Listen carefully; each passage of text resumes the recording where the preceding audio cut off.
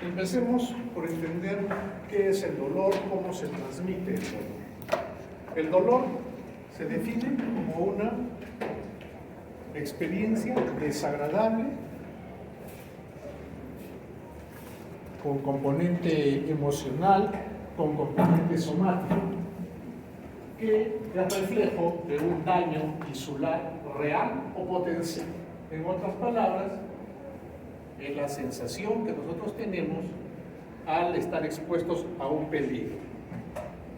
Por ejemplo, al ponernos en contacto con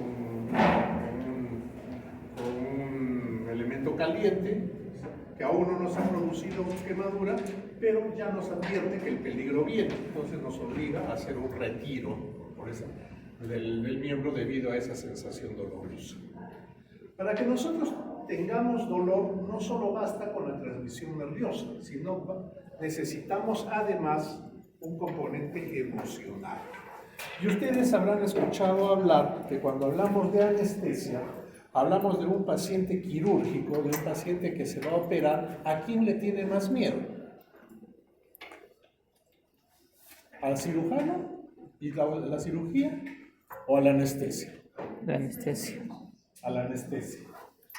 Definitivamente le tienen más miedo a la anestesia. Y el temor no es a no quedar, a no despertar de la anestesia. El temor es a que le duela durante la cirugía.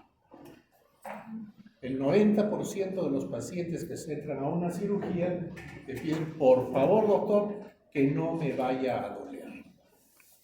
Entonces, eso quiere decir que el dolor tiene un componente emocional bastante fuerte y que va a dejar más secuelas que la sensación dolorosa misma. Para sentir dolor, nosotros tenemos que primero tener un estímulo doloroso.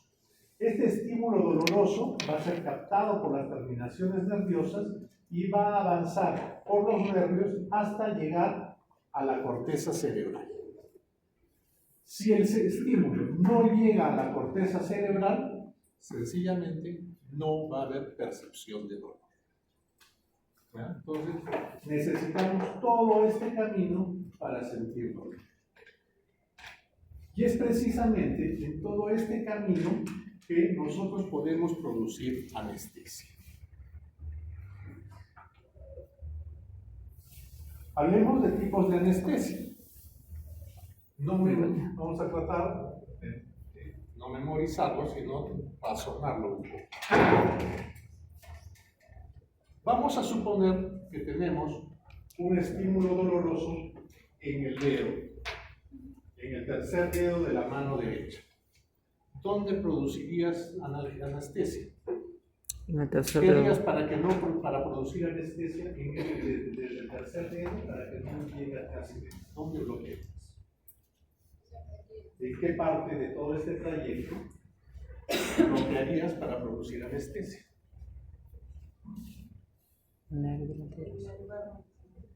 Acá. Muy bien. Acá, en el lugar del estímulo. ¿No es cierto? En el pulpejo del dedo. Entonces, si yo quiero producir anestesia acá, simplemente pongo anestesia en la zona del dedo. Eso se llama anestesia local o anestesia de campo. ¿Por qué? Porque solo voy a bloquear el pedazo de piel donde yo quiero producir anestesia. Esa es la anestesia de campo. ¿Dónde producirías tú la anestesia? ¿Dónde bloquearías la producción de la anestesia? Fuerte. El plexo. O sea, acá, el plexo nervioso. A eso se llama bloqueo troncular. ¿Ya? Del tronco o plexo nervioso. Profesor, ¿dónde bloquearías? En la médula. En la médula, acá. Ok, esa se llama anestesia del neuroeje o anestesia central. Ahí tenemos dos formas, la anestesia epidural y la anestesia raquídea, que ahora vamos a ver de qué se trata. Ok, maestro, tú. ¿Dónde bloquearías? ¿Tú?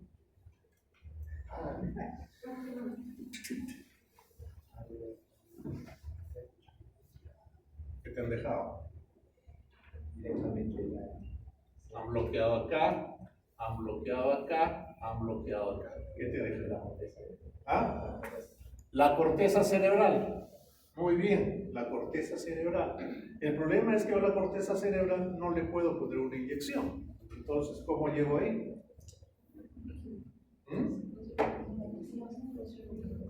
Fuerte. Punción lumbar es la anestesia epidural, anestesia reactiva. ¿Cómo llego a la médula? Al cerebro, a la corteza cerebral. Intradural. Por la sangre. Tengo que llegar por la sangre. Mi anestésico tiene que llegar por la sangre, ¿no? Entonces, y eso se llama anestesia general.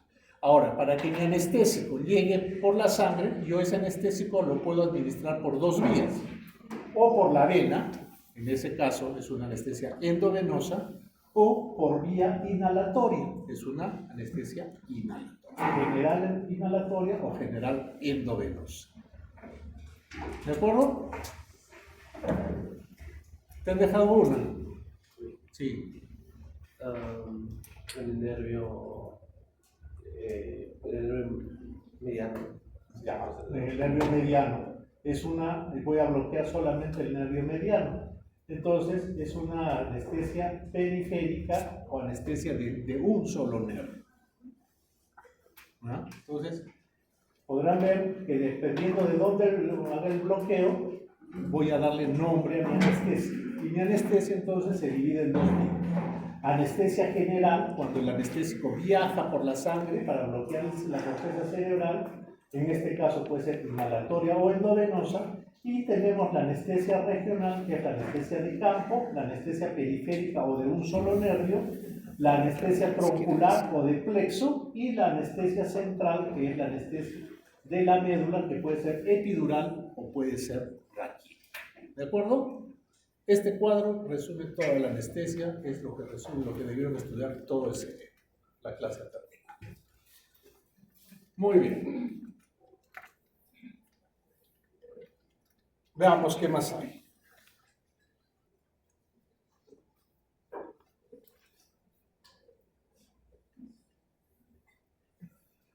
Algunos conceptos generales. ¿Qué es la anestesia? Vamos a hablar ahora solamente de anestesia general. ¿Qué es la anestesia?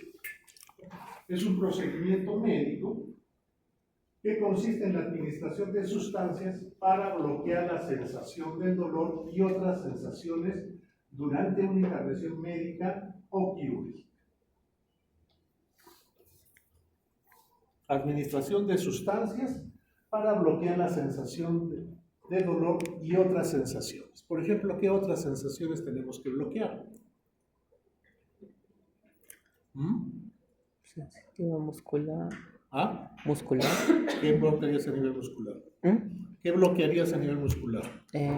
La respuesta cuando le colocan lo que es el tubo endotraqueal para que le dé la respuesta. ¿Qué más? ¿Qué otra sensación tenemos que bloquear? Conciencia. ¿Ah? ¿De temperatura? Que nos haga hipotermia, hipertermia, normotermia.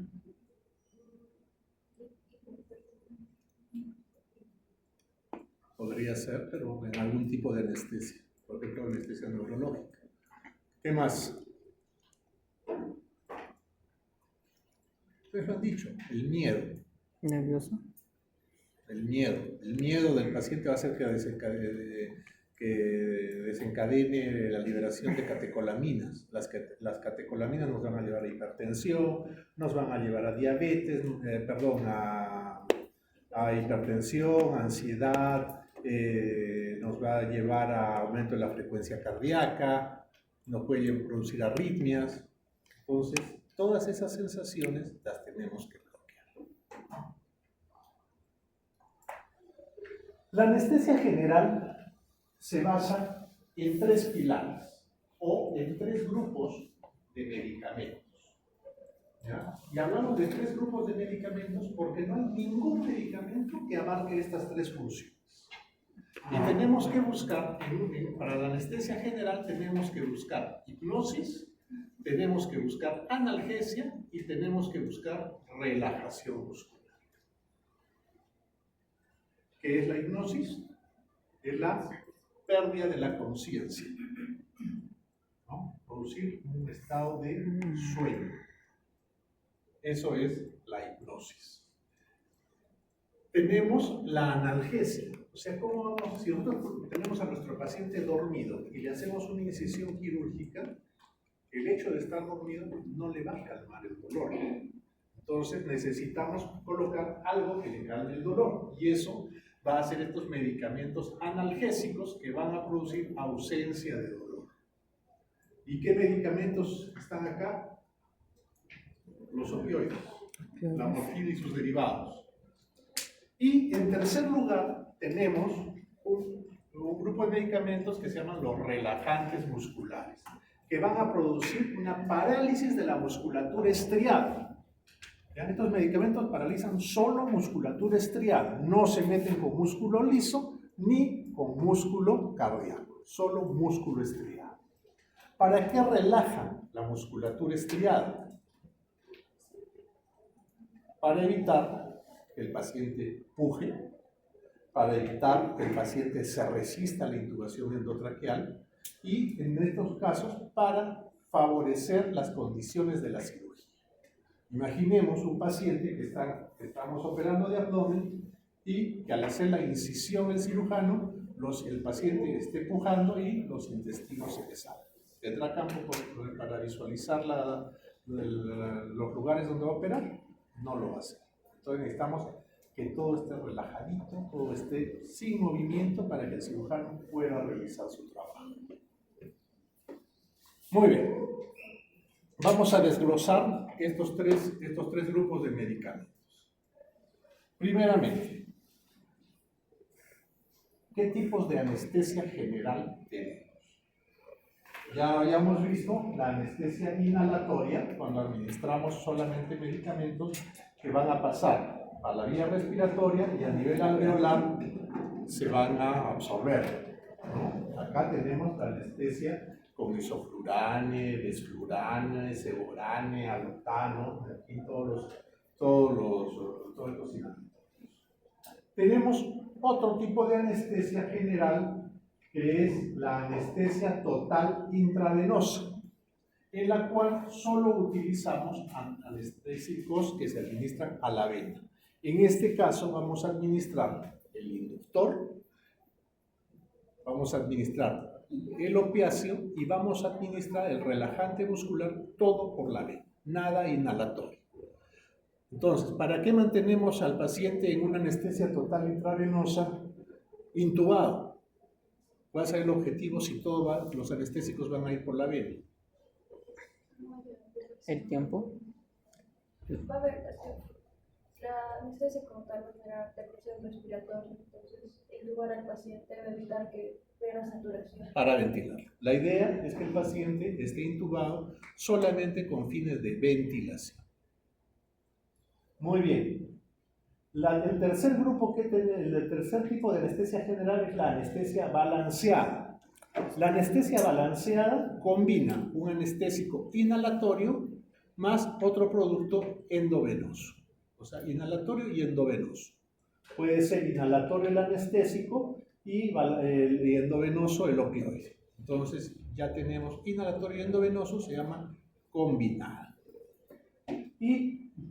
Balanceada. Y el cuarto grupo es la anestesia combinada. La anestesia combinada asocia anestesia general para mantener al paciente inconsciente, ¿no? Por ejemplo, una inhalatoria o una endovenosa para mantenerlo inconsciente, pero el manejo del componente analgésico lo hacemos con una anestesia central, una anestesia raquídea o una anestesia epidural. Esa es la anestesia combinada.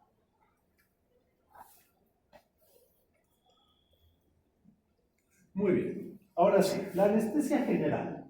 La anestesia en general tiene tres partes. Al igual que un avión que tiene el despegar, el viaje y el aterrizar, Lo mismo sucede en anestesia. Tenemos la primera fase, que es la inducción. ¿Ya? La inducción inicia con la administración de medicamentos que producen hipnosis, analgesia y relajación. ¿Ya? Rápidamente. La inducción, ¿cuánto tiempo demora? 2, 3, máximo 4 minutos. O sea, es rapidísima la inducción. ¿Ya? ¿Qué vamos a hacer con la inducción? Hacer que el paciente rápidamente pierda el estado de conciencia, se ponga en condiciones de intubación y obviamente realizar la intubación endotraqueal. Una vez que hemos realizado la intubación endotraqueal, la fase de inducción se acabó. Y entramos en la segunda fase, que es la fase de mantenimiento. Es decir, llevamos a nuestro paciente en condiciones óptimas, estables de presión arterial, frecuencia cardíaca, analgesia, todo lo llevamos hasta el final de la cirugía. Una vez que la cirugía termina, devolvemos a nuestro paciente a las condiciones basales y entramos a la tercera fase, que es la recuperación. Entonces, lo debemos devolver al paciente, despierto obviamente, sin dolor, lo debemos devolver hemodinámicamente estable, quiere decir con una presión arterial y frecuencia cardíaca normales. Debemos asegurarnos que respire adecuadamente y mantenga la saturación, ¿no? Eso quiere decir que debemos revertir el efecto de los relajantes musculares, ¿no? Entonces, todas esas condiciones van a hacer que nuestro paciente se recupere adecuadamente y pueda pasar a la segunda fase de la recuperación, que es la recuperación inmediata, la cual ya la hará en su aplicación. Muy bien. ¿Alguna duda hasta acá? ¿En qué situaciones se utiliza la combinada? ¿En qué operaciones se utiliza? Tú lo puedes escoger. Por ejemplo, en una cirugía de abdomen. ¿Qué ventaja tendría una anestesia combinada sobre una anestesia general pura, endovenosa o inhalatoria? Creo que la velocidad logra el mismo efecto, pero con menores dosis. Menores dosis. Al tener menores dosis de inhalatorios, obviamente vas a conseguir menos efectos adversos. ¿Qué más? ¿Qué otra ventaja? No, la combinada. La analgesia. La analgesia es otra de las ventajas que tiene la anestesia regional sobre la anestesia general. El bloquear la transmisión a nivel periférico produce menor liberación de mediadores de dolor.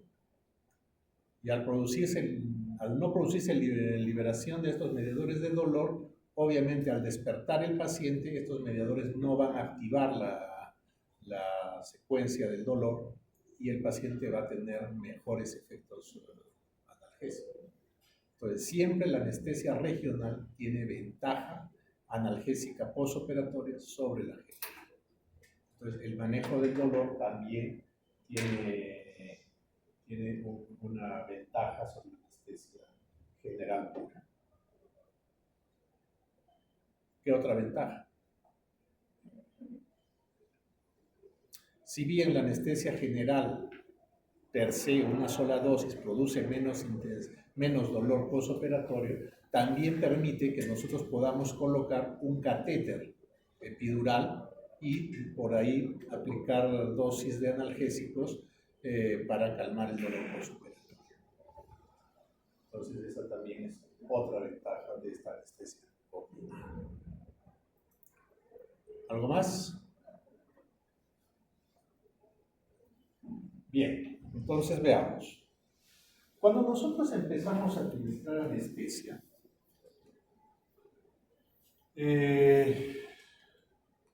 podemos entrar desde la etapa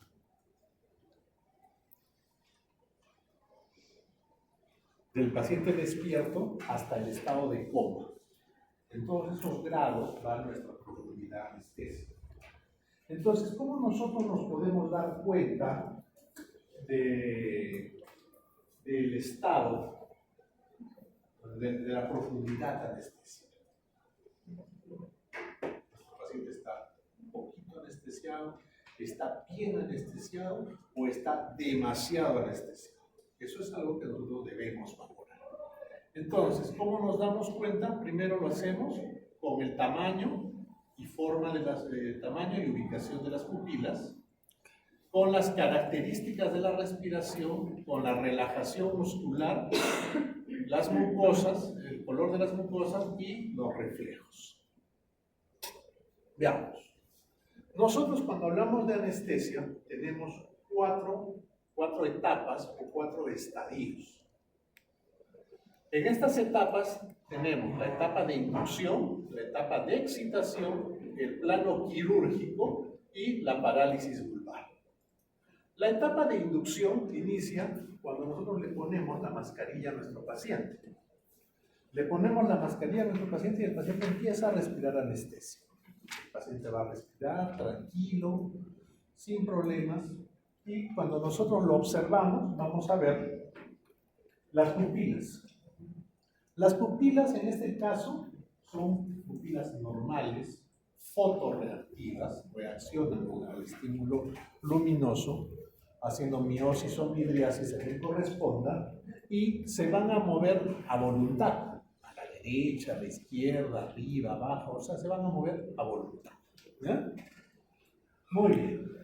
La respiración. La respiración va a ser una respiración de características normales, con una frecuencia respiratoria normal, una respiración tóraco-abdominal. La relajación muscular no la hay, el paciente mantiene su tono muscular, mantiene su reactividad a los reflejos, y el color de las mucosas son normales.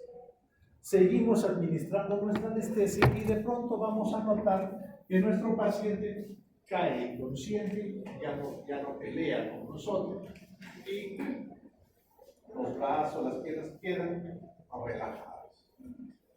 ¿Ya? Seguimos administrando el anestésico y de pronto de esa relajación que tiene nuestro paciente, donde aparentemente ya está dormido, ya logramos anestesiarlo, de repente bruscamente da un salto, empieza a mover los brazos, empieza a pelear con la mascarilla que le estamos administrando, empieza a patear. Eso se conoce como fase de etapa de excitación. Esta etapa de excitación cambia completamente las características que nosotros teníamos. Por ejemplo, las pupilas. Las pupilas que eran fotorreactivas, reaccionaban normalmente a la luz, en miosis, midriasis, en este caso se vuelven arreactivas a la luz. Ya no reaccionan al estímulo luminoso y quedan en midriasis, pupilas midriáticas. Pero esta característica de midriasis no queda solo ahí, sino que estas pupilas adquieren una ubicación lateralizada, o sea, generalmente van hacia arriba. Entonces el paciente empieza a blanquear los ojos.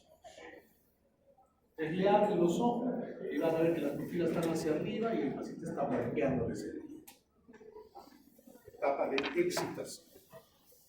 Entonces, excitación y las características de la respiración que eran tóraco-abdominales se vuelven más intensas. Sigue siendo una respiración tóraco-abdominal y ligera tendencia a volverse una respiración más abdominal, pero se vuelve polipneico, el paciente se vuelve polipneico y taquipneico.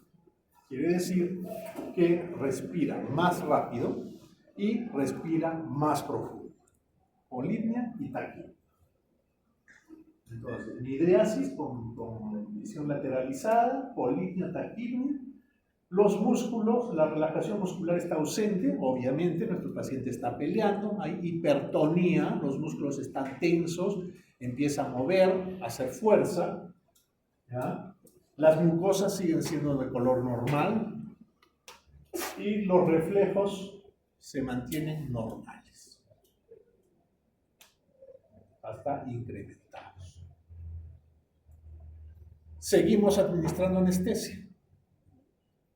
Nuestro paciente sigue recibiendo anestesia y de pronto esa hipertonía, esa lucha que tiene nuestro paciente,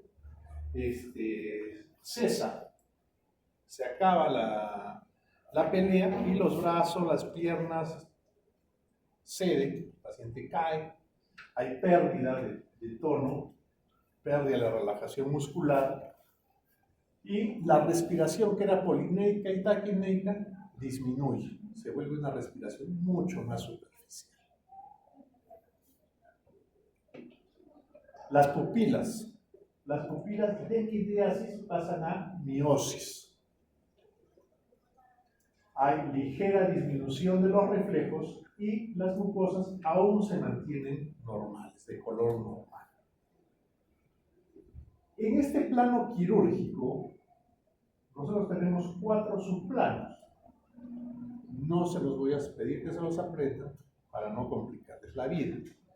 Vamos a entrar de frente a este plano 3, que es el plano quirúrgico ideal. En este plano quirúrgico ideal, nosotros vamos a tener unas pupilas puntiformes, ¿sí? Miosis marcada, son un puntito como si ustedes lo hubieran dibujado con la punta de su lápiz, así se ponen las pupilas. La respiración se hace mucho más superficial, disminuye la frecuencia y disminuye la profundidad anestésica. Hay disminución del tono muscular, el paciente está mucho más flácido y obviamente si está flácido los reflejos estarán disminuidos o abolidos en su mayoría y las mucosas orales aún mantienen su irrigación, entonces su color se mantiene todavía. Quiere decir que tenemos una presión arterial aún adecuada, ¿cierto? Entonces, nosotros queremos quedarnos durante la cirugía en este plano, con estas características. Pero, ¿qué pasa si nosotros no regulamos el anestésico y seguimos administrando anestesia? La profundidad de nuestro paciente, la profundidad anestésica se va a ir a una etapa en la que ya la miosis que había acá pasa a midriasis nuevamente. Se parece a la midriasis de acá, con una diferencia. Acá teníamos la midriasis lateralizada. Acá la midriasis es central. La pupila está en el centro del ojo. Obviamente sigue siendo arreal. ¿Qué pasa con la respiración? Hay ausencia de respiración en esta etapa. La relajación muscular es casi total. Ya no hay reflejos, obviamente. Y la presión arterial obviamente debe disminuir, por lo tanto nuestro paciente se vuelve ciánico. Esta se llama parálisis vulvar. Esta etapa de parálisis vulvar, esas características de este plano 4 son similares al estado de coma. Cuando ustedes ven un paciente en estado de coma, van a ver estas características. La diferencia es que si yo disminuyo mi anestésico y empiezo a revertir, voy a regresar al plano 3, al plano 2, al plano 1. ¿De acuerdo? Muy bien. Vamos a ver. Hemos dicho que había 3 fases durante la anestesia. La primera era la fase de inducción. En la inducción, nosotros utilizamos los agentes inductores o agentes anestésicos de acción rápida. Como su nombre lo dice, son agentes que van a producir anestesia rápidamente. Cuando hablamos de rápidamente, ¿de cuánto tiempo hablamos? ¿Ah? Bien, 20 segundos, 30 segundos. Tal es así que ustedes pueden estar administrando en su jeringa el anestésico, no han terminado de administrar el inductor y el paciente ya está dormido. O sea, segundos. El problema de estos agentes anestésicos de acción rápida o inductores es que son medicamentos que al actuar rápidamente también son muy inespecíficos. Entonces no actúan en el lugar donde nosotros queremos que actúen. En este caso sería la corteza cerebral. Sino que tiene efecto también sobre otros lugares. Por ejemplo, el centro respiratorio, por ejemplo, el centro vasomotor. Entonces nos producen hipotensión, nos producen vasoplegia y nos producen apnea. ¿Cuáles son los principales agentes inductores que tenemos? Tenemos el tiopental sódico, que poco a poco está, digo, pentobarbital, que ya está siendo dejado de lado, que tenía un gran efecto sobre la relajación muscular y se utilizaba mucho para la reducción de fracturas. Cuando íbamos a hacer una fractura, a reducir una fractura en forma incruenta, o sea, solamente traccionar la zona afectada para tener el hueso en su sitio, de su yeso, utilizamos el tiopental sódico porque producía relajación muscular. Tiene efecto depresor del miocardio y tiene efecto hipotensor. ¿Alguien sabe por qué se hizo famoso el tiopental?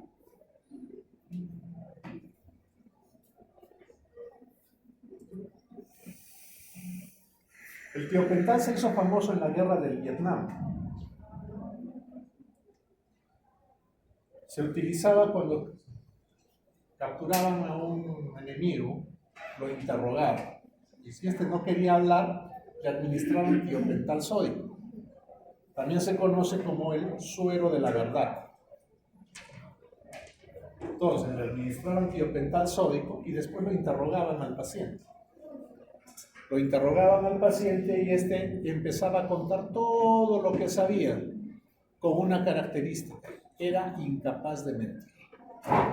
Por eso se llamaba el suero de la verdad.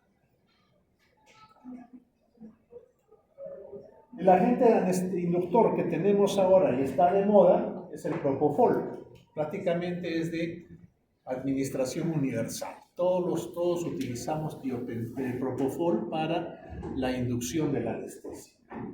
El propofol produce depresión miocárdica y produce hipotensión marcada. La otra ventaja que tiene el propofol actualmente es que se puede administrar en infusión continua, lo que ha permitido desarrollar lo que vimos anteriormente como la anestesia total intravenosa. ¿Verdad? Pero si lo utilizamos en bolo como agente inductor, produce esos efectos de depresión miocárdica e hipotensión marcada. Tiene muy poco efecto analgésico.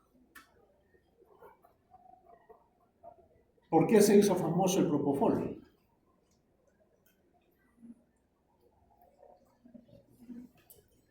Hace unos años el propofol estaba en todos los periódicos, estaba en todos los magazines, estaba en todos los programas de espectáculos.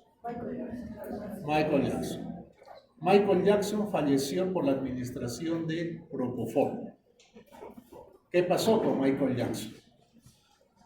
Michael Jackson tenía un problema de falta de sueño. Él no podía dormir, se pasaba 3, 4 días sin dormir. Entonces, al no poder dormir, tenía trastornos bien severos. Entonces, su médico empezó a experimentar, administrar medicamentos para inducir el sueño, que poco a poco iban haciendo tolerancia. Hasta que la última opción que tuvo su médico fue administrarle propofol. Lo llevó a su casa, le canalizó una vía y le administró un bolo de propofol, una dosis adecuada, no fue una sobredosis. Para mala suerte nuestra y de Michael Jackson, en ese momento que él administra el propofol, Michael Jackson queda dormido. Entonces, un éxito aparente del tratamiento de su médico. Pero su médico recibe una llamada telefónica, él sale de la habitación a responder y cuando termina su llamada y regresa a la habitación de Michael Jackson estaba muerto. ¿Cuál fue la causa? ¿Ah? Depresión. Fuerte. Depresión miocárdica. Depresión respiratoria. La depresión respiratoria. ¿Ya? Hizo apnea, no había quien lo auxilie para respirar, hipoxia, paro cardíaco. Esa es la historia de Michael Jackson.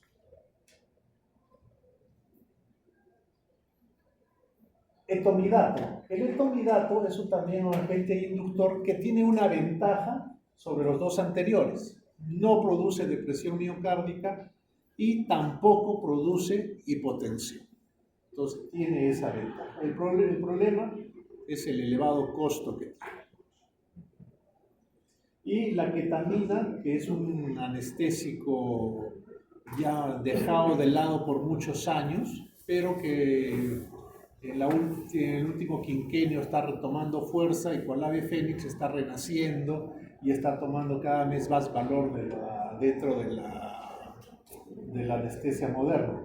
La ketamina, a diferencia de los anteriores, no produce hipotensión. Lo que hace es elevar más bien la presión arterial. Eleva la presión arterial y estimula el centro respiratorio. Por lo tanto, no hay apnea. Pero tiene un inconveniente. Produce una anestesia disociativa. ¿Qué quiere decir disociativa? Quiere decir que por un lado produce analgesia, produce hipnosis, ¿ya? Pero activa otros centros como por ejemplo el centro de la audición, el centro de la visión.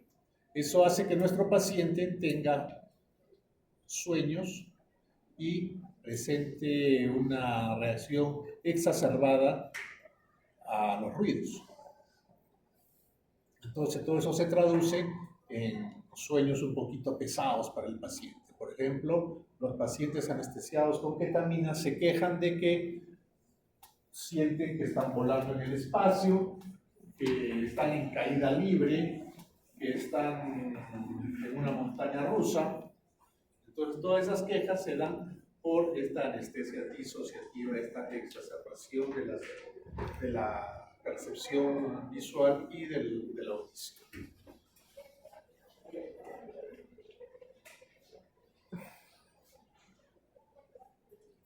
El otro grupo de medicamentos que utilizamos son los opioides.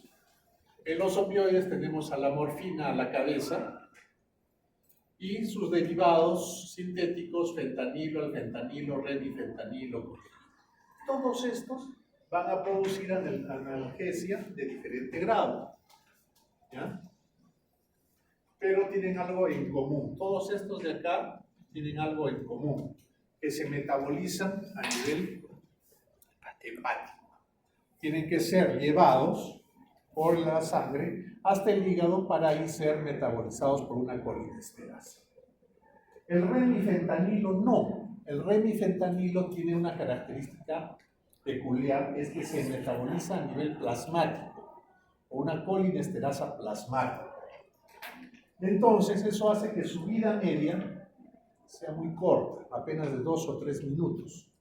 Entonces el remifentanilo no se puede administrar en bolo, tiene que administrarse en infusión continua, tiene que administrarse durante toda la cirugía.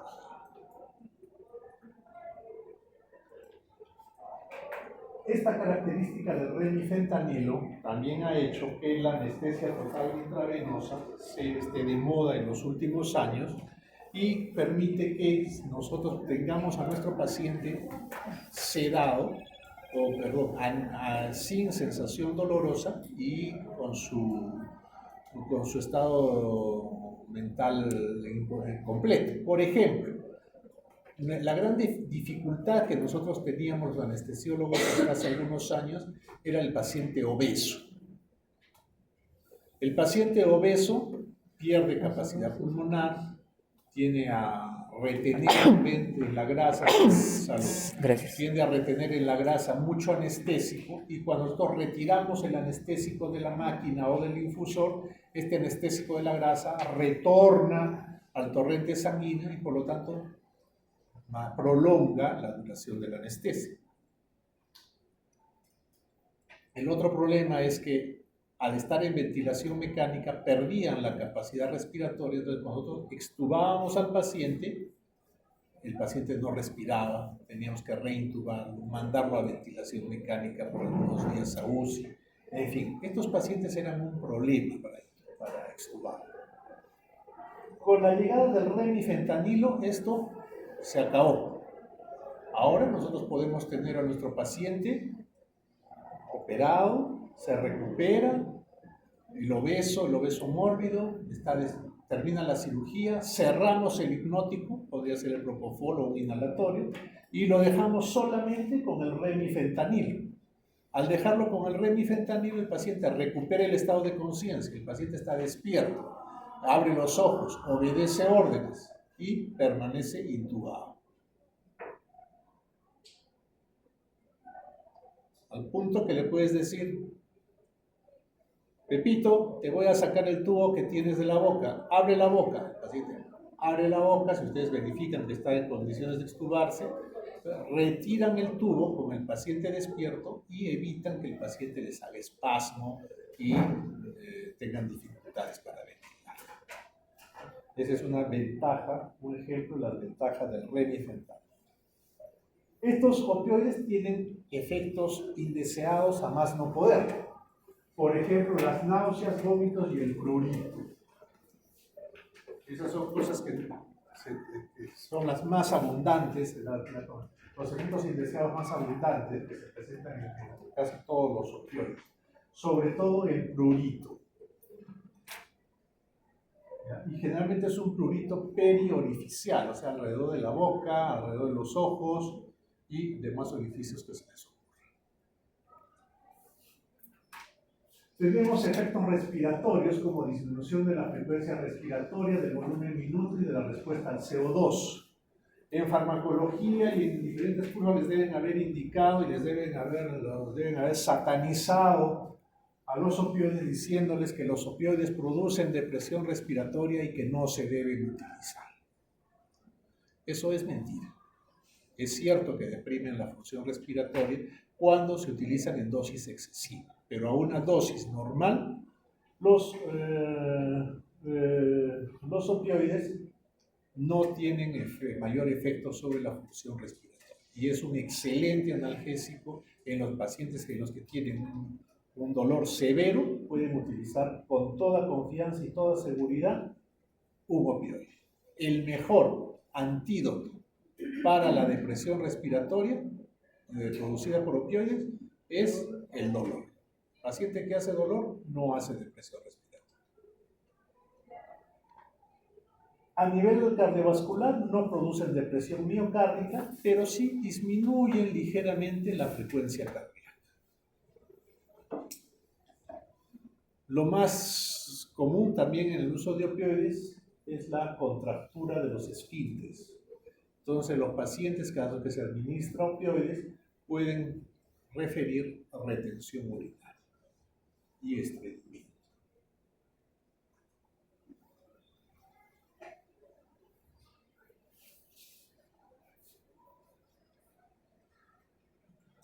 El tercer grupo de medicamentos de los que hablábamos son los relajantes musculares. Los relajantes musculares los tenemos en dos tipos, los despolarizantes y los no despolarizantes. De los despolarizantes tenemos la succinilcolina, que es el único que queda, los demás ya han desaparecido, y en los no despolarizantes todo los derivados del curare, becurón, rocurón, mercurio, cisaprecurio.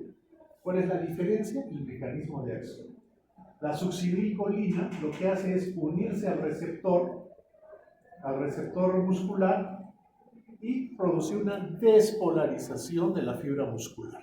Al producir la despolarización, produce una contracción del músculo y lo que hacen es pegarse acá y no lo sueltan. Se pegan al receptor, pero no lo sueltan. Entonces, la fibra muscular es incapaz de repolarizarse. Entonces se mantiene, se despolariza y ahí se queda. ¿Cuánto tiempo? 4 o 5 minutos, que es el tiempo que dura el efecto de la succinilcolina. En cambio, los no despolarizantes lo que hacen es, igual que el anterior, unirse al receptor, pero evitan que se despolarice la fibra muscular. Entonces no dejan que se despolarice, no dejan que la acetilcolina se una al receptor. ¿Cuánto tiempo? 30, 40, 50 minutos, dependiendo del producto. Muy bien. ¿Alguna duda? Yo tengo una duda. se las planteo. Habíamos dicho que los agentes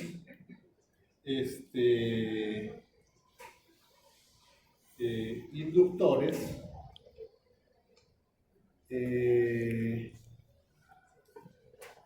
los agentes, los que producen hipnosis producen también efectos sobre lugares que no deseamos, como por ejemplo el centro respiratorio nos lleva al apnea, y que actúan en muy pocos segundos.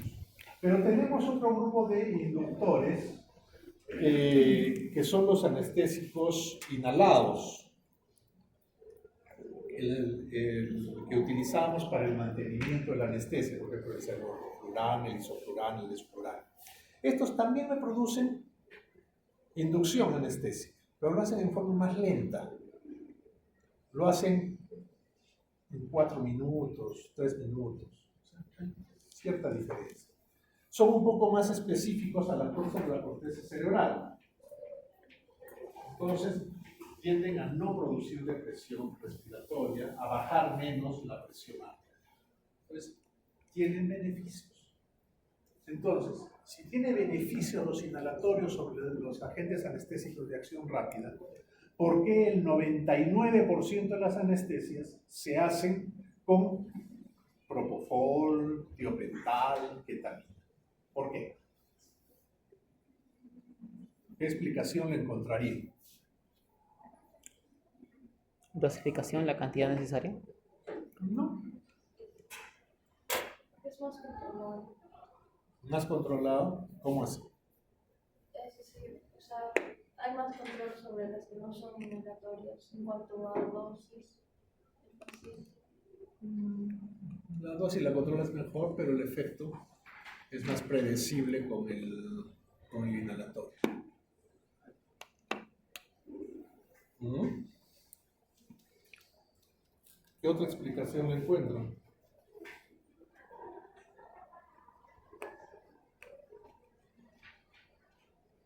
Ya, ahí les pongo el plagio. Pregunta de examen. ¿Por qué uso un anestésico de acción rápida sobre un inhalatorio que produce la inducción en un tiempo de 3 minutos más largo? 3 minutos no me hacen diferencia. ¿Por qué? ¿Pulmones? ¿Los pulmones, tal vez? ¿Qué tiene? Al entrar por la vía respiratoria, tal vez hace que los alvéolos colapsen. ¿No? Ahí está el plagio. ¿Qué tiene la fase de excitación?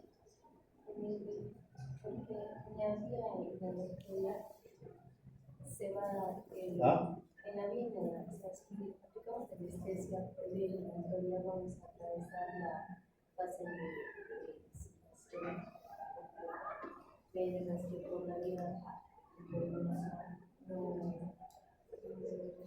no saltamos. La inducción, lo que nosotros buscamos con los inhalatorios es que nuestro paciente duerma, pero vamos a pasar por la fase de inducción, y vamos a llegar al plano quirúrgico.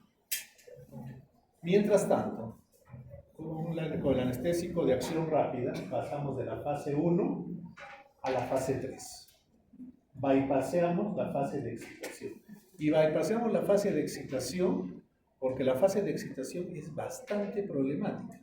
Nosotros hacemos inducción con un inhalatorio de un niño al cual no le podemos canalizar una vena porque obviamente el niño va a llorar, se va a mover, se va a traumar y no nos va a dejar trabajar. Entonces a él sí lo dormimos primero, le ponemos una mascarita de inhalatorio y lo dormimos para que una vez que esté anestesiado poderle canalizar su vena. En un adulto no se puede hacer eso. Porque al niño yo le pongo un brazo encima y lo dejo quieto y ya no me patea, no me hace nada.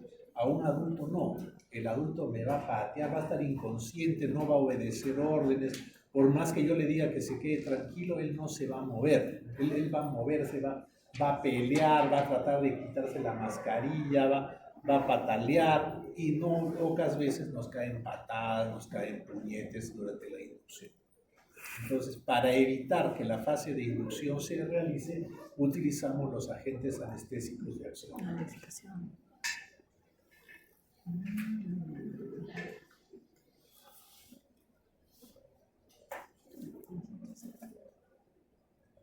Muy bien.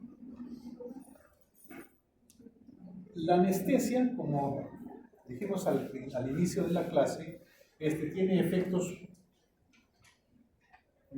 sobre la tranquilidad, la serenidad de las personas muy fuertes. Le tienen terror, la gente le tiene terror a la anestesia más que a la cirugía. Entonces, cuando un paciente fallece en sala de operaciones, la primera opción es que el paciente falleció porque se pasaron en la anestesia. Eso es lo primero que les dicen. En realidad, pasarse con la anestesia es muy difícil, casi imposible, porque los márgenes de seguridad en la dosificación son muy amplios.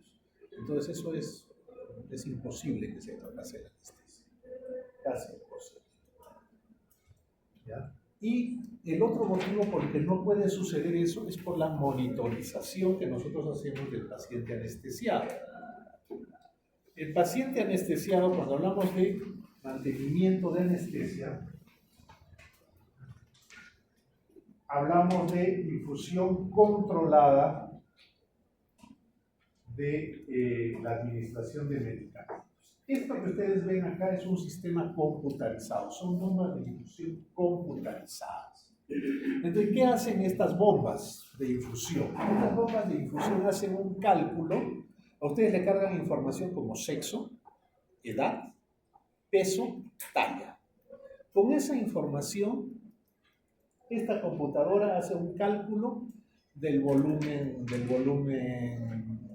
de agua que tiene el paciente intracelular, extracelular. Hacen un cálculo del volumen de tejido magro, un cálculo del volumen de grasa. Y con toda esta información, estos cálculos que hacen una simulación de cómo va a migrar el anestésico. El anestésico que entra a la sangre no se queda solo en la sangre y no llega solamente a la corteza cerebral, sino que pasa a todos los tejidos. Pasa al músculo, pasa a la grasa. Y una vez que está en la grasa, está en el músculo, una vez que la grasa y el músculo se saturan, ese anestésico retorna a la sangre. Entonces puede haber un momento en el que vamos a sobredosificar a nuestro paciente por esa recirculación de la anestesia. Entonces estas máquinas hacen ese cálculo, estiman en cuánto tiempo la grasa se va a saturar, en cuánto tiempo el músculo se va a saturar y entonces buscan el objetivo. El objetivo es que a la corteza cerebral le llegue 0.8 nanogramos de anestésico por minuto. Perfecto. Entonces la máquina hace el cálculo de cuánto va a recircular y por lo tanto regula los mililitros de anestésico que van a pasar por él. Aumenta, disminuye para mantener estable la cantidad de anestésico que llega a la corteza cerebral. Entonces es muy precisa la dosificación de los anestésicos. Lo mismo que con los agentes inhalatorios. Y lo otro que nosotros tenemos es la monitorización. Cuando nosotros damos anestesia, lo que hacemos es monitorizar la saturación de oxígeno para evitar que haya hipoxia, la capnografía, es decir, el CO2 teleexpirado del paciente, con la finalidad de mantener el pH del paciente, asegurar que la recuperación sea óptima del paciente y no nos lleve a hipercapnia o hipocapnia que nos puede desencadenar arritmias y otras complicaciones. La espirometría, o sea, cómo están las curvas de presión, de volumen, el CO2. La función cardiovascular, evaluamos el EKG, la presión del pulso, la presión venosa central. Hacemos una medición invasiva y no invasiva de la presión arterial, dependiendo del tipo de cirugía que hagamos. Podemos hacer la monitorización con el manguito tradicional que ustedes conocen o podemos colocar un catéter dentro de la arteria para monitorizar ahí la presión arterial latido a latido. Monitorizamos la temperatura, la relajación muscular y el estado de conciencia para ver si nuestro paciente está en un buen plano anestésico o no.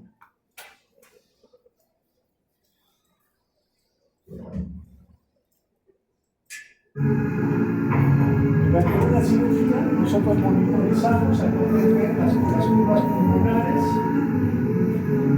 presión, volumen, capnografía, volumen inhalatorio, exhalatorio,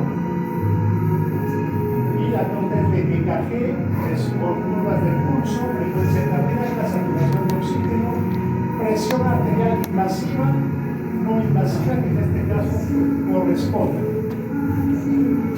Y adicionalmente, acá estamos viendo la electroencefalografía.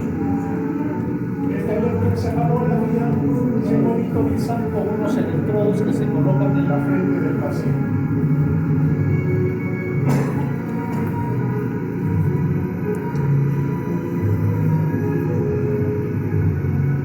La música ya es cortesía del cirujano.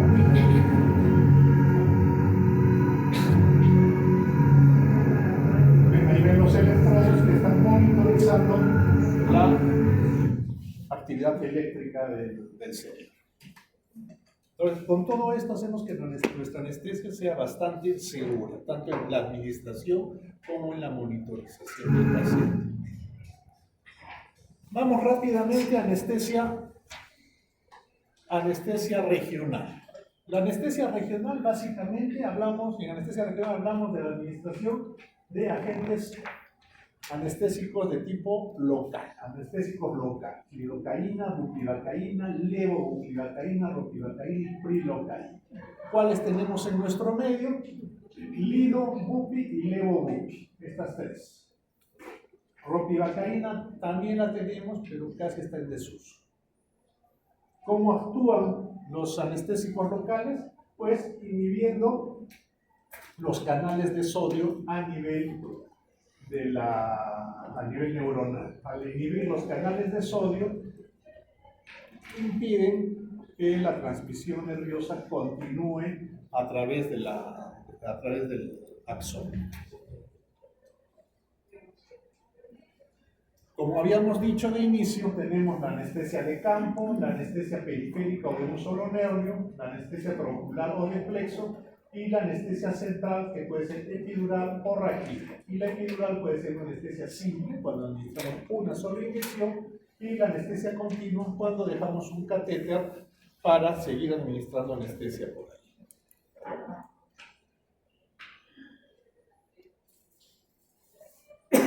Anatomía del espacio epidural y subdural. Si vamos de adentro hacia afuera, nosotros tenemos la médula. De la médula salen el asta anterior y el asta posterior. ¿Sí?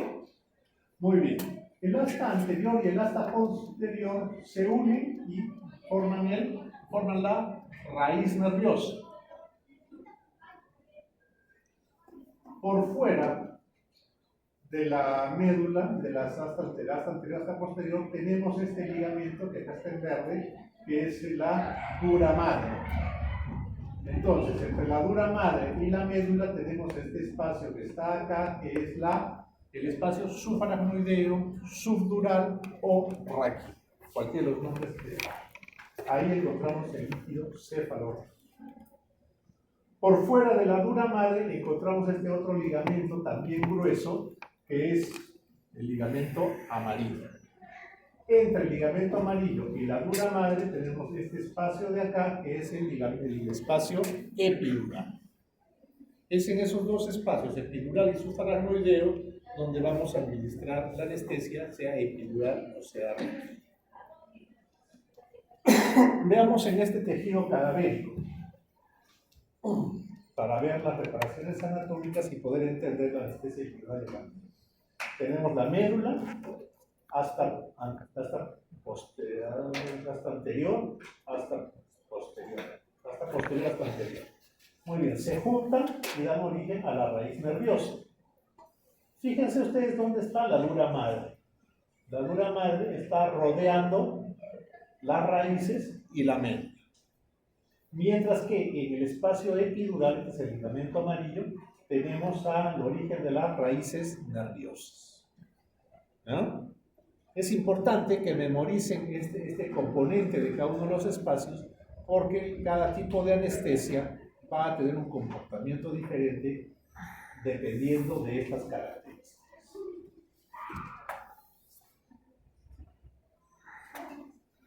Fíjense también el grosor de estas estructuras. La dura madre y el ligamento amarillo son tejidos bastante gruesos, ¿ya? La dura madre tiene ausencia de fibras elásticas. Entonces es como si ustedes cogieran un cartón y lo perforaran.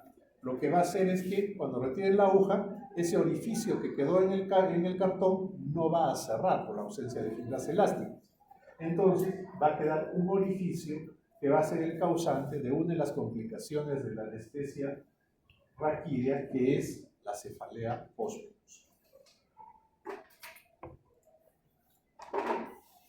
¿Qué característica tiene el espacio epidural?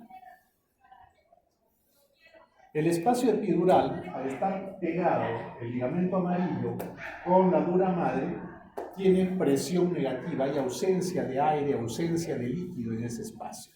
Entonces, donde hay ausencia de líquido, ausencia de aire, se produce presión negativa. Esa presión negativa va a hacer que nosotros podamos identificar cuándo ingresamos al espacio epidural. Esa ausencia de aire no solo se encuentra en el espacio epidural, sino también entre las pleuras, las dos capas de la pleura, entre el pericardio y el miocardio, entre el peritoneo y los intestinos. En fin, todos esos espacios donde hay ausencia de aire producen presión negativa. Otra situación que debemos tener en cuenta es el sistema nervioso autónomo. El sistema nervioso autónomo, ustedes bien saben que tiene dos componentes, el sistema nervioso simpático y el parasimpático. El parasimpático tiene su origen a nivel mesencefálico y se expresa en el cuerpo a través de un nervio principalmente, el nervio vago, ¿no? En cambio, el simpático no nace a nivel mesencefálico, sino nace a nivel de médula. Y lo hace a través de dos núcleos, a través de las últimas cervicales y las primeras torácicas, lo que conocemos como el núcleo cérvico-torácico, que va a dar inervación a los órganos que están del diafragma para arriba, y tenemos otro núcleo que es el tóraco-lumbar, que va a dar inervación del diafragma para abajo. El simpático básicamente se ocupa de todo lo que es actividades de huida, por ejemplo, aumentar la presión arterial, aumentar la frecuencia cardíaca, llevar mayor oxígeno hacia los tejidos, para lo cual se produce broncodilatación, se produce aumento de la frecuencia respiratoria, contracción de los esfínteres, ¿no? Pero sobre todo lo que hace es dar inervación a toda la musculatura, a toda la vasculatura. Entonces, principalmente lo hace a nivel de retroperitoneo. Nosotros a nivel de retroperitoneo tenemos casi el 70% de la vasculatura. Entonces es el gran responsable de mantener la presión arterial.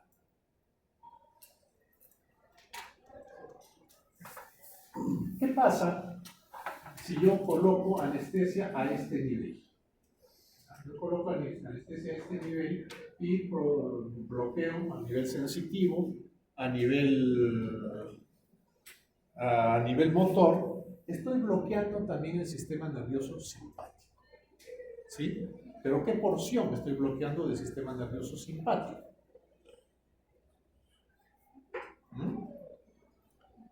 Todo el sistema nervioso simpático, el tóraco lumbar. ¿Y qué pasa con el cérvico torácico? Está intacto.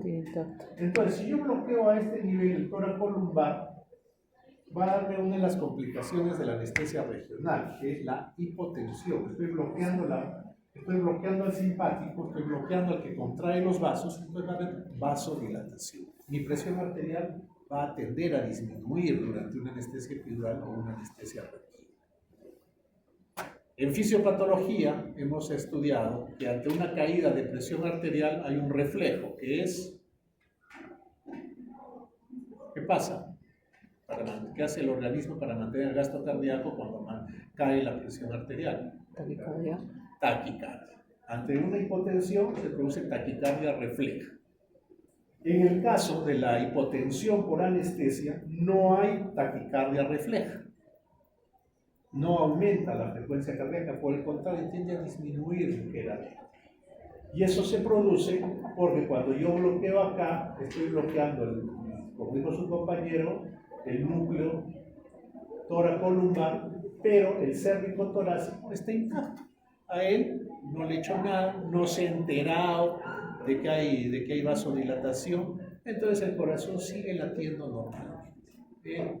Nadie le ha avisado, el corazón sigue contrayéndose a sus 70 latidos, no hay variación. Es el único caso de hipotensión en el cual no hay taquicardia refleja. ¿Ya? Tengan en cuenta eso. Muy bien.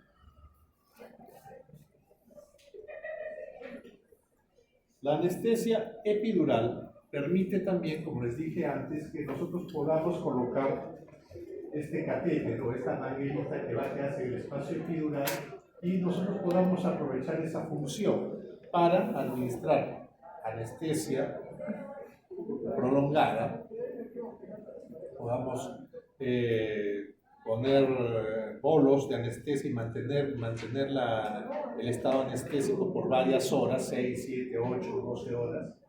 ¿Ya? Podemos administrar dosis menores de anestésico, para lo cual aprovechamos para manejar el dolor postoperatorio o para esos pacientes con dolor refractario, por ejemplo los pacientes con cáncer, ¿no? Todo eso se hace aprovechando este catéter epidural.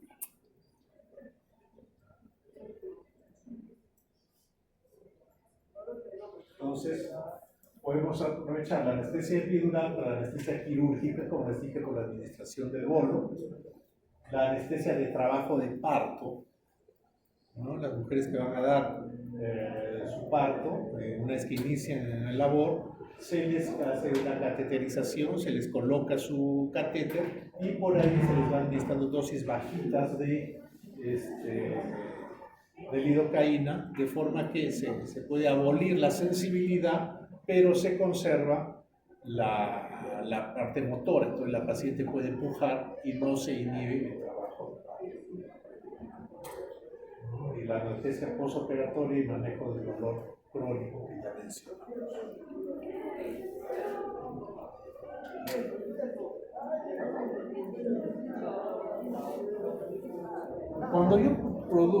Cuando yo administro anestesia en el canal, cuando produzco una anestesia raquídea, yo administro mi anestesia acá, en este espacio, de forma que todo esto que ustedes ven en negro, que es el líquido cefalorraquídeo, se ve inundado de anestésico local y me va a bloquear ¿a quién? A la médula y a las raíces. ¿Sí?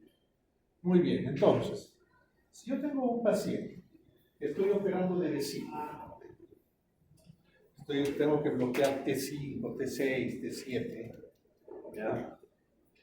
Y mi cirujano me dice, ¿sabes qué? Necesito colocarle una sonda vesical al paciente. Voy a administrar una sonda vesical. Para colocar la sonda vesical va a estimular S2, S3. El paciente va a sentir dolor cuando le coloquen la sonda vesical con anestesia raquídea. ¿No? ¿Por qué? Fuerte. Tus compañeros quieren escuchar.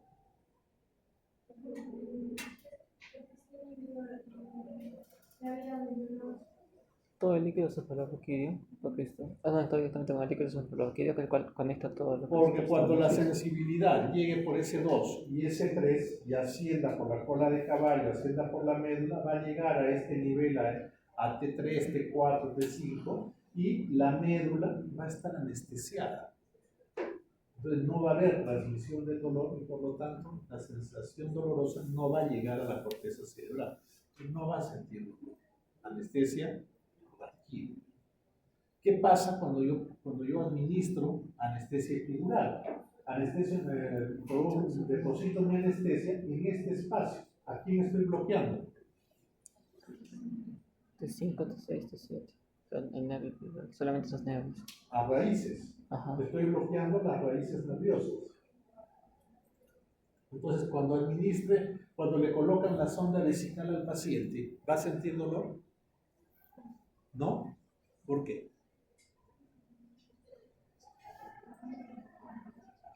En el epidural, sí. En el epidural, sí. ¿Ah? En el epidural, sí, pero en ¿Por el qué? raquídeo no. Porque no es, no es los nervios que estás bloqueado. ¿Qué dicen? ¿Va a sentir dolor o no?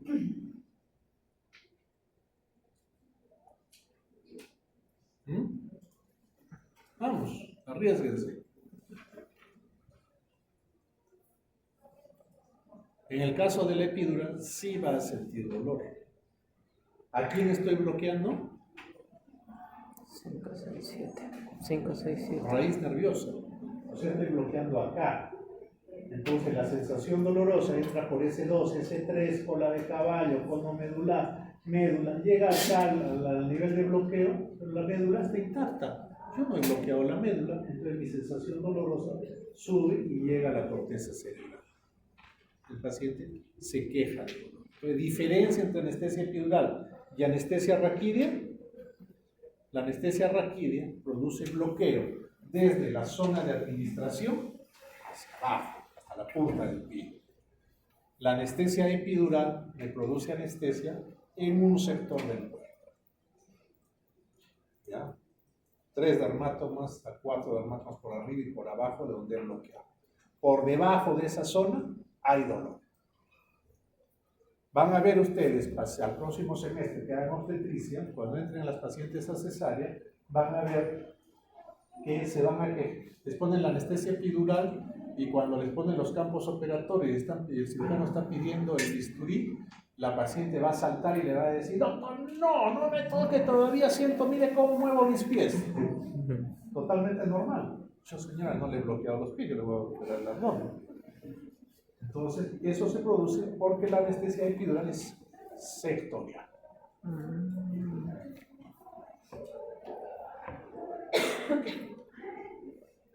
Hablemos un poco de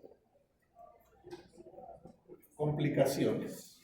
Habíamos dicho que una de las complicaciones era la anestesia, la cefalea postpunción. ¿Por qué se produce la cefalea postpunción?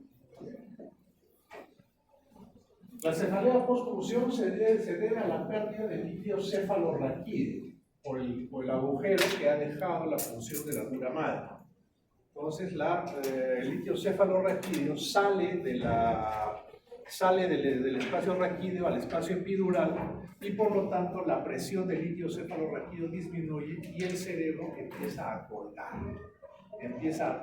Pierde el colchón de agua que tenía y empieza a traccionarse. Al traccionarse, estira los vasos sanguíneos que lo anclan al cráneo y eso produce cefalea. Pero esta cefalea tiene algunas características. Por ejemplo, es una cefalea de tipo ortostal. Quiere decir que guarda relación con la posición.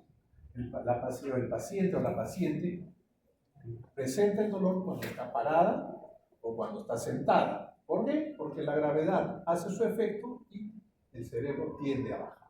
Entonces tracciona los vasos sanguíneos. Y cuando la paciente o el paciente se recuestan, la cefalea cae.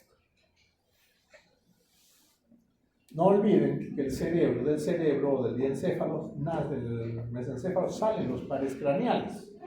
Y estos pares craneales emergen hacia la superficie a través de pequeños orificios que están en la base del cráneo.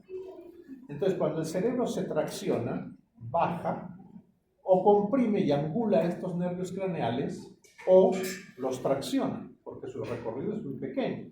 Entonces, al traccionarlo se producen trastornos como acúfenos, si se compromete el octavo par,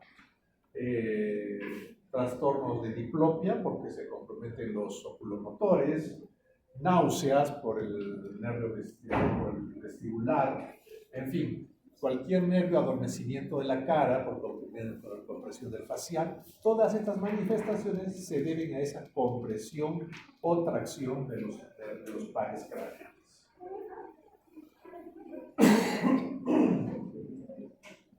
La hipotensión, ya hablamos de qué se trata, y los escalofríos. Los pacientes que se someten a anestesia regional epidural o raquídea presentan escalofríos cuando la anestesia ha empezado a pasar. Cuando empezamos a recuperar la sensibilidad, el paciente presenta escalofríos. Esto se debe a la recuperación de la sensibilidad. Una de las primeras sensibilidades que se recuperan son la sensibilidad térmica. Entonces el paciente empieza a tener escalofríos. Esa es manifestación, cuando el paciente presenta escalofríos, es manifestación de que ha empezado la reversión de la anestesia.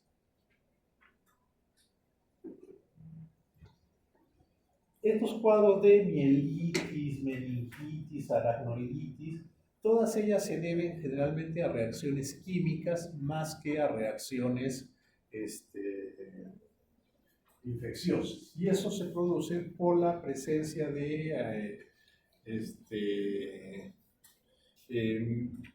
sustancias en el anestésico ajenas, por ejemplo los alcoholes que se utilizan como preservantes, metilparabeno generalmente.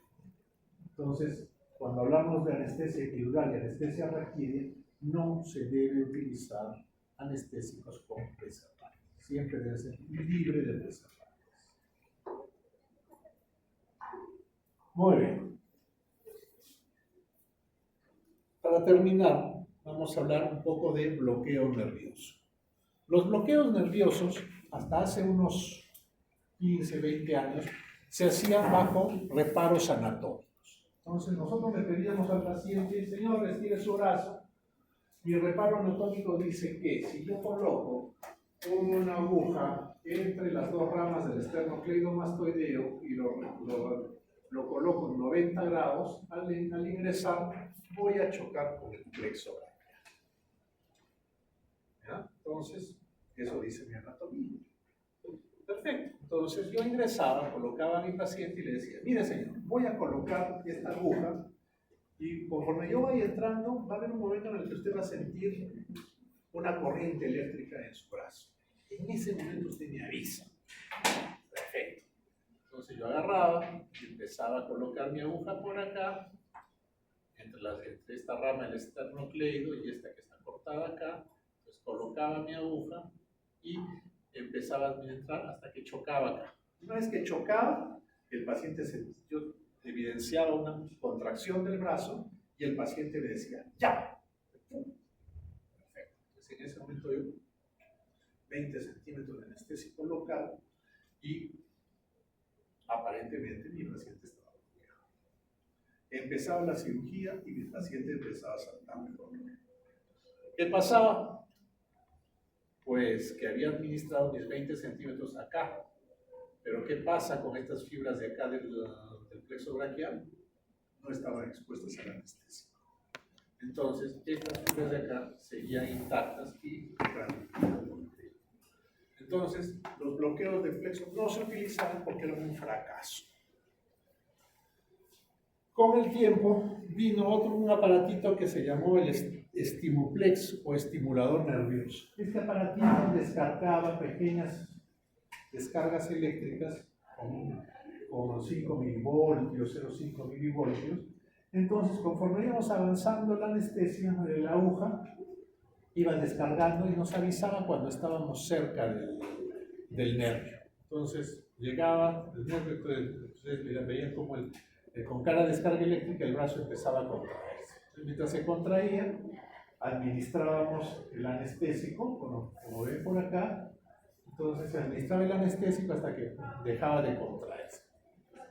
Habíamos bloqueado nuestro brazo. Teníamos otro inconveniente, seguíamos dependiendo de reparos anatómicos. y seguían quedando fibras nerviosas libres. Se mejoró en algo el bloqueo nervioso, pero la incidencia de fracasos seguía siendo alta y por lo tanto no se utiliza. En los últimos años, la anestesia regional ha tomado vida y se ha modernizado y ahora tenemos esto, la ecografía. Ahora los bloqueos nerviosos se hacen bajo guía ecográfica. Ustedes ven acá, le están haciendo una ecografía supraclavicular al paciente y están colocando una aguja por acá. ¿Sí? ¿Se ve? Muy bien. Entonces, ¿qué es lo que el médico está viendo en la pantalla? En la pantalla está viendo estas fibras longitudinales, que son el músculo. Están viendo esta fibra de acá, esta mancha blanca de acá, que es la pleura. Entonces, si tenemos la pleura ahí, por debajo debe estar obviamente el pulmón. Tenemos esta estructura redondeada, que es la arteria subclavia. ¿Ya? Y tenemos esta zona de acá, que parece un panal de abejas. Este es el plexo braquial.